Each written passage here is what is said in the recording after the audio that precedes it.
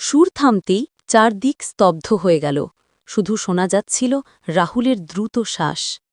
হঠাৎ দূরে এক বৃদ্ধ লোক লাঠিতে ভর দিয়ে এগিয়ে এলেন, চোখ দুটো গভীর, গলায় মলিন রুদ্রাক্ষের মালা। ও বাঁশি বাজাস না বাবা, কাপা কণ্ঠে বললেন তিনি। রাহুল ভয় না পেয়ে জিজ্ঞেস করল, কেন, এটা কার বাঁশি কাকা? বৃদ্ধ দীর্ঘশ্বাস ফেলে বললেন, এটা শেষ রাখাল ধ্রুবের বাঁশি। ৫০ বছর আগে সে ঝড়ের রাতে গ্রামের সবাইকে বাঁচাতে এই বাঁশি বাজিয়েছিল, কিন্তু সুরের শক্তিতে প্রকৃতির আত্মারা জেগে ওঠে।